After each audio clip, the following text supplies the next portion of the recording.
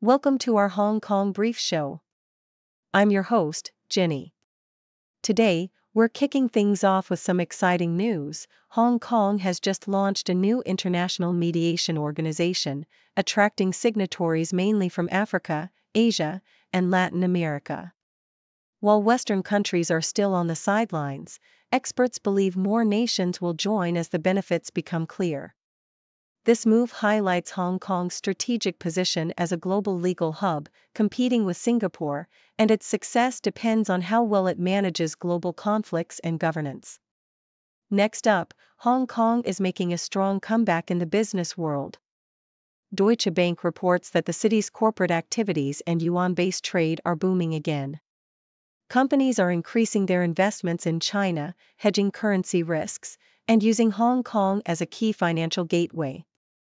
Nearly 80% of offshore yuan payments happen here, proving Hong Kong's importance in China's economic expansion. It's a vibrant time for the city's finance scene, especially with Chinese firms going global. And in the world of toys, things are getting wild. Chinese customs agents have recently seized hundreds of Pop Mart's Labubu plush toys, which are wildly popular worldwide. These cute yet strange collectibles are in high demand, often selling out instantly in China. Resellers and smugglers are trying to meet the huge appetite for these toys, but the crackdown shows how hot this trend has become. Fans still love them, but buying through official channels remains tough, and risks of counterfeits are everywhere. Please continue to watch for more detailed stories. According to South China Morning Post, Hong Kong has recently achieved a significant milestone by establishing itself as the headquarters for a new international mediation organization, the China-led International Organization for Mediation. With 33 initial signatories, primarily developing nations from Africa, Asia, Latin America, Oceania, and Europe, the organization aims to expand its membership and influence in global dispute resolution. The launch was marked by high-profile participation from Chinese Foreign Minister Wang Yi and notable advocates like former Justice Minister Teresa Ching Yuhua, emphasizing Hong Kong's strategic advantages, including a bilingual legal system and its reputation as a neutral, enforceable venue for resolving disputes involving Chinese parties. While the organization's scope surpasses that of the Singapore Convention on Mediation, covering interstate and investor-state disputes, experts caution that its success hinges on gaining broader international ratification and establishing effective governance. Hong Kong's positioning as a legal hub is further reinforced by its potential to attract mediation talent and serve as a bridge between Eastern and Western legal practices, positioning the city as a vital player in the evolving landscape of international dispute resolution. Meanwhile, South China Morning Post reports that Hong Kong's economic and financial landscape is experiencing a resurgence, driven by renewed investor confidence and increased corporate activity linked to China's expanding global influence. Deutsche Bank senior executive Ole Matheson highlighted how companies and investors are increasingly hedging against geopolitical risks and currency fluctuations, with the yuan re-emerging as a key global currency. This trend is bolstered by Chinese firms' accelerated international expansion, leveraging Hong Kong's financial infrastructure, particularly its dominance in offshore yuan deposits and payments, to facilitate trade and capital flows across Asia, Africa, and beyond. As Hong Kong reasserts itself as a vital gateway for yuan transactions and international trade, Deutsche Bank's corporate banking activity has surged, reflecting a broader rejuvenation of the city's role in global commerce. With rising foreign direct investments and the strategic positioning of Hong Kong as a conduit for Chinese economic ambitions, the city's financial sector is poised for further growth, cementing its importance in the evolving global economic landscape. CNN reports that the craze for Pop Mart's Labubu toys has reached fever pitch in China, with customs officials seizing hundreds of these plush figurines in recent weeks. The popularity of Labubu, which was created by Hong Kong artist Kazing Lung in 2015, has skyrocketed, leading to a thriving black market where resellers sell the toys at up to 2,000 yuan, far above their original retail price. Celebrities like Rihanna and Dua Lipa have been spotted sporting Labubus, fueling their status as trendy collectibles. However, the high demand has also led to counterfeit issues, with enthusiasts like Evelyn Lin lamenting the difficulty of purchasing authentic Labubu dolls through official channels, resorting instead to riskier resales. The toys' viral status, combined with their presence at events like Paris Fashion Week, has driven Pop Mart's revenue to soar, yet the illicit trade underscores the challenges of meeting global demand for these limited edition collectibles. The South China Morning Post covers Manchester United's return to Hong Kong, where the English football club's friendly match drew enthusiastic crowds despite the rainy weather. Fans like Cyrus, a 15-year-old superfan, eagerly paid premium prices for tickets, expressing unwavering support and trust in the team's coach, Ruben Amorim.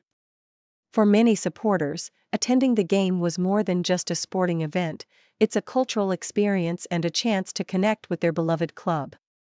Families like Jason's and Wings, who traveled from nearby regions, found the experience worth the hefty ticket prices, emphasizing their deep-rooted loyalty. Even with some reservations about team tactics and player absences, supporters remained optimistic and excited about witnessing live action, reinforcing Manchester United's enduring global appeal and the special bond it fosters with its fans across Asia.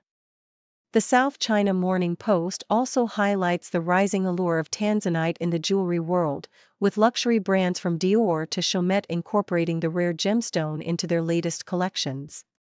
Discovered in Tanzania in 1967, Tanzanite's vivid blue-violet hue and rarity, being sourced from a single location, make it a coveted alternative to sapphires, which are increasingly expensive and scarce.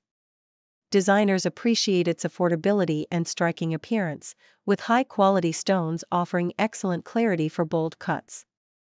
Dior's high jewelry collection features a stunning Tanzanite parure, while brands like Mauawad and Hemmerle are exploring innovative designs that emphasize the gemstone's contemporary energy. Giorgio Bulgari's obsession with perfecting a matching metal-tone titanium setting exemplifies the gemstone's influence on high-end craftsmanship, transforming Tanzanite from a mere gem into a symbol of discovery, wonder, and emotional resonance in modern jewelry.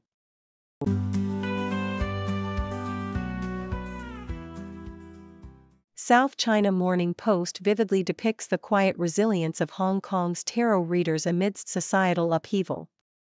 Cece Young, a seasoned fortune teller in Causeway Bay, observes a shift in her clientele's concerns, from straightforward questions about love and luck to deeper, existential worries about job security and societal stability, reflecting an underlying sense of insecurity fueled by rapid societal changes. Younger clients, more empowered and seeking guidance rather than definitive answers, mirror a generational transition from traditional fortune-telling to a more introspective quest for agency, especially in a city grappling with economic uncertainties, emigration fears, and the impact of global crises like earthquakes and political unrest. Despite the rise of social media psychics, Young emphasizes the importance of in-person interactions, believing that real-life engagement offers a nuanced understanding of personal fears and societal tensions.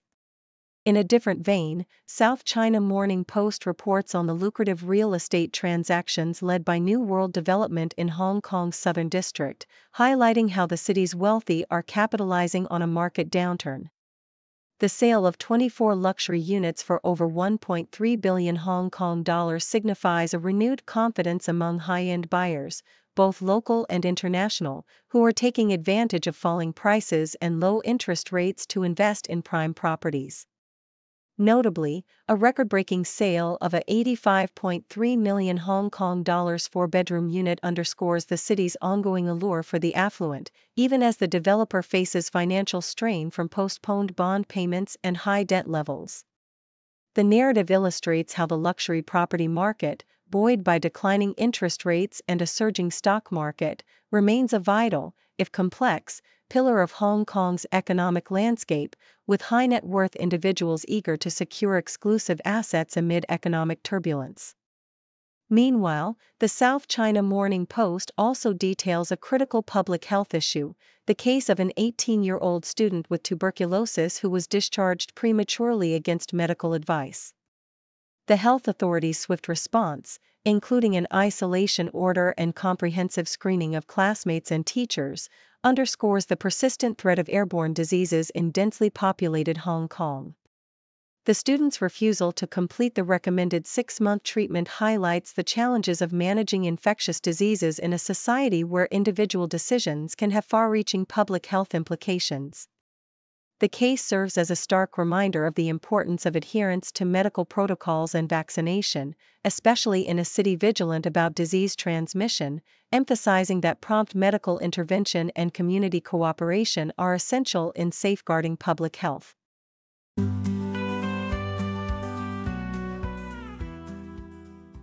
South China Morning Post vividly illustrates the complex journey of self-identity and cultural heritage through the story of a man who, despite his Chinese roots, has spent decades feeling disconnected from his ethnicity due to his appearance and upbringing.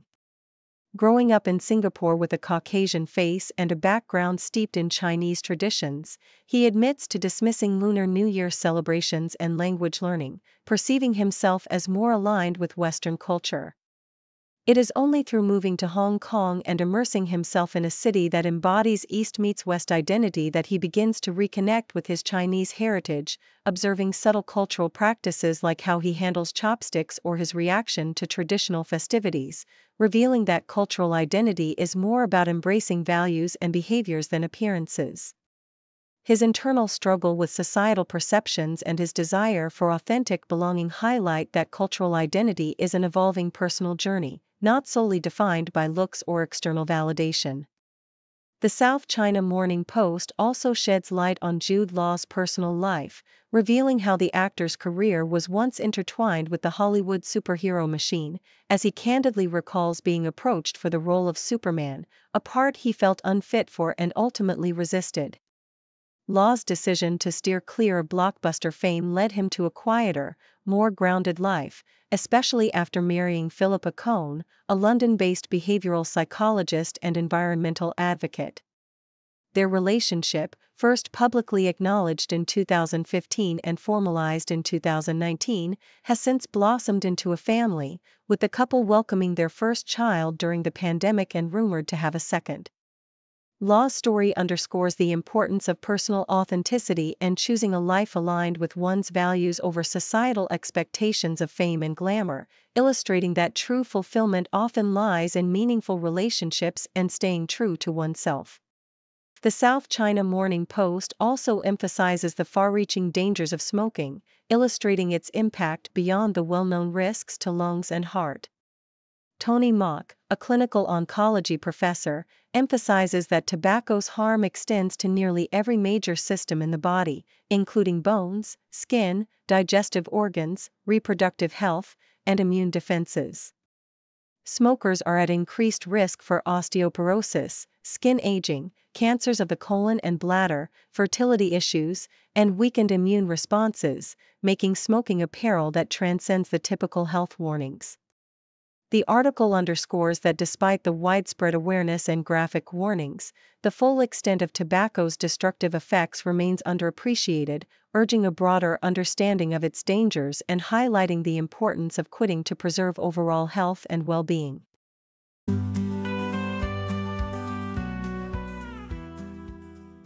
The CBC reports on the arrest of Anton Trofimov, a Russian national living in Toronto, who is facing serious charges for allegedly violating Canada's sanctions against Russia by exporting microelectronic components to Russian entities involved in military activities in Ukraine.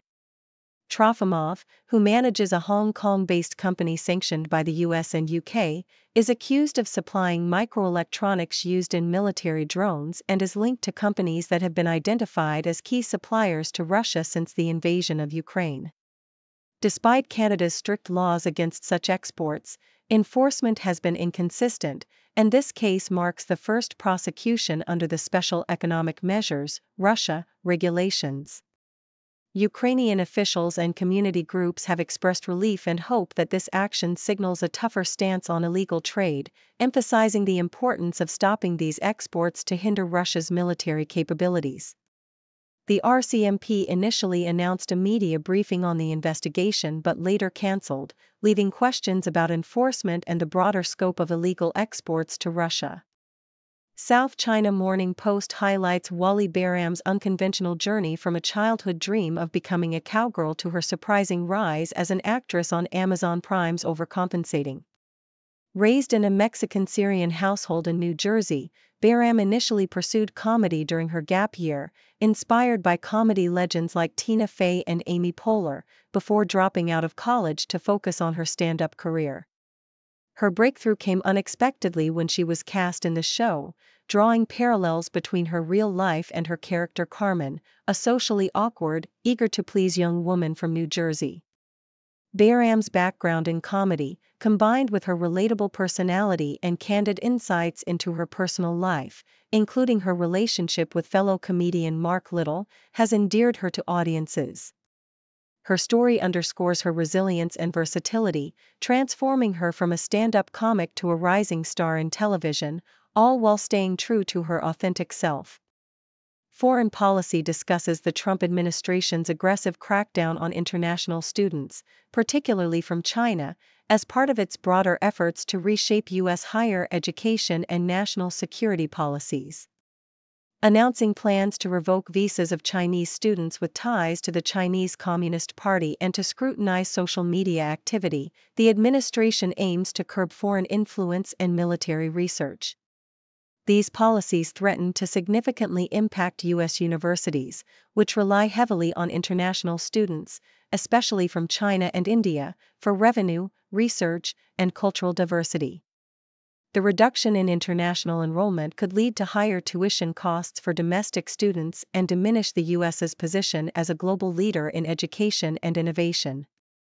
Meanwhile, competing countries like the UK, Australia, and Canada are actively recruiting students displaced by U.S. restrictions, potentially leading to a brain drain that could weaken America's scientific and technological edge. Experts warn that these policies may have long-term consequences for U.S. research, economic vitality, and international influence.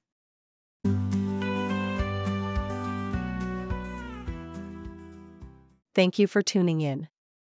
The content above showcases the latest briefing reports and analytical synopses, thoughtfully curated by the 6Do team. These insights stem from a wide array of reputable media outlets, think tanks, government sources, and specialized experts worldwide. We encourage you to explore these sources for a comprehensive perspective. Keep in mind that while the content may not always align with the official standpoint of 6Do Brief, it's not meant to be taken as absolute directives for decision-making. Comprising seasoned media professionals, learned scholars, and accomplished scientists, the 6Do team embodies a trailblazing, fully independent media entity. To customize 6Do Brief to meet your professional needs, you have the option to subscribe to a diverse array of briefings on our website, 6dobrief.com. Regardless of your location, you can conveniently receive 6Do Brief via email.